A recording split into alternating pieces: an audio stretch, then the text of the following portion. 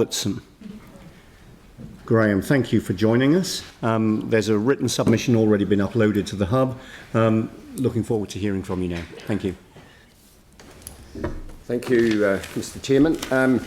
I've been involved with agrochemicals, is this going? Yep, all my life, and I'm here to talk about glyphosate.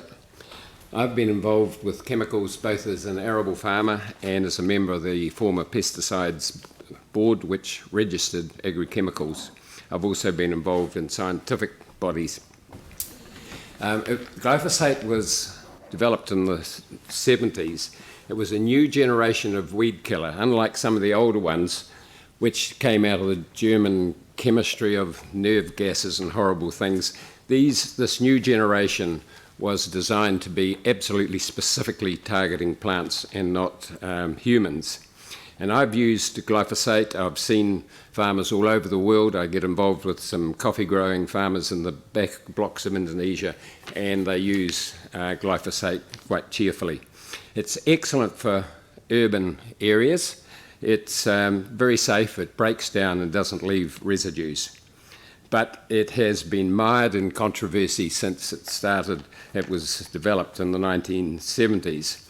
And the reason it appears that it has been controversial is its association with Monsanto and the Monsanto GMO program to produce glyphosate-resistant crops so that you could then spray glyphosate across the crop and kill everything else. And this was something that antagonized those who are opposed to GMOs. But due to all the pressure on glyphosate, it has probably been tested more often and more thoroughly than any other pesticide on the planet. There's only one, the International Agency for Research on Cancer, which found a possible link. And they found this possible link by dosing rats and mice with very high rates of glyphosate active ingredient. And at that dosage, then even common salt would have been described as a possible carcinogenic.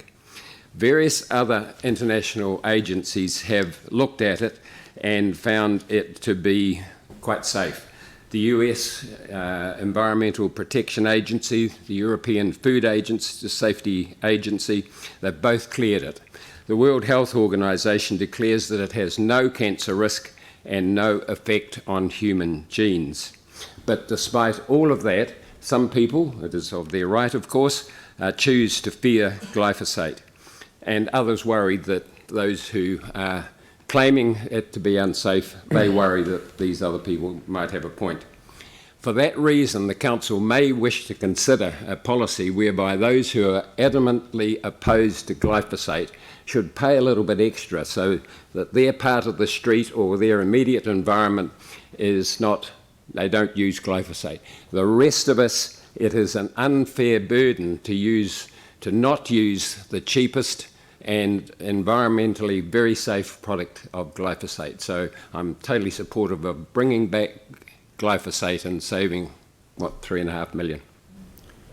Thank you. So that filled the 3 minutes perfectly, but thanks very much indeed for coming along to address one of the specific questions that we put out in the consultation document. Right. Thank you. And I agree with the previous speaker about water too. Thank you. Thank you. Thanks for your time.